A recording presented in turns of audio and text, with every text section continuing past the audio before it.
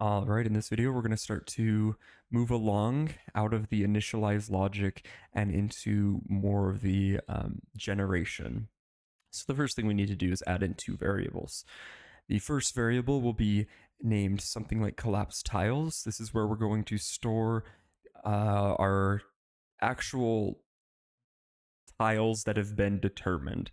Like in the Sudoku board, when you would select a tile, select a number for a given tile, it would need to be stored somewhere, and that will be here within collapse tiles. And this is a map, type integer value tiles. If you don't know what a map is, I can just quickly show with a pretty basic example. A map is quite literally a map. It is a way to store information at a given spot.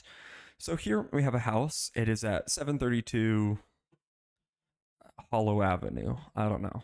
And at 732, so an integer, we have this house. And this house can have, it could literally be the value. And within that, we can say that there's 5 cats. Okay, I'm not going to write this. 2 dogs, a dishwasher, 7 people, whatever. And that would be all stored within the map at 732. And then we could have over at 734 more information. This is just one person, and that's it. Only one person lives in this house, and that's all that you need to store there. So it is quite literally a map. Usually in other languages, they can be called dicts, DICTS, or dictionaries. Unreal calls them maps. I like maps more. It makes more sense. And then we need a integer called current cell index. We'll just leave this as 0. Next up, we're going to add a function. You just can click there for adding a function and name it collapse cell. Within collapse cell, we're going to keep it pretty simple for now. And we need to add a local variable called selected tile of type tiles. If you don't remember or don't know what these tiles are, it was within our structs and enumerators, and it was the enumerator that contains all of our individual tiles. Okay. What we will need to do is set this selected tile, pull off of it, type in get a reference, and from that reference, we want to make an array and add in each tile and set them based off of here. So however many you have, make sure you add them and set them as the proper name.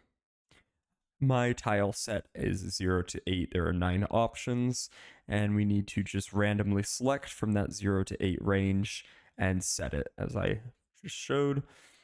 Next up, we need to add that information. Now that we've randomly selected one of these, we want to store it so we can call on it later, and that will be done by adding from our map at the current cell index, which is 0, the selected tile. So whatever was randomly selected will get put into that index. Right now it was 0.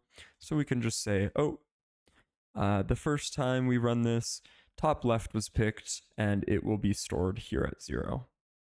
Next thing I do is just say print to demonstrate it functioning. Now, to actually see things happen, you need to make sure you drag and drop this actor within your playing environment. And we can see here at the top left, it picked ground 6 right, ground 2 top left, ground 8 right dot. So it is randomly picking a tile, and that's perfect. We will add things like weighted tile selection in the future, but we are going to, in the next video, just move on to the actual updating of neighbors based off of our tile rules that we made. That will let us to start propagating the rest of the wave function collapse and eventually end with a completed chunk or environment, however large you'd like it. I hope this makes sense. This is very simple. This will get more, not necessarily complicated in a way, yes, but it will become more in-depth. I'll give you a quick look within my own completed wave function collapse. This is the collapse cell. things start to get a little more complicated. I have backtracking, I have tile weights, I have what is referred to, I need to collapse this down a little bit. This is all forward tracking.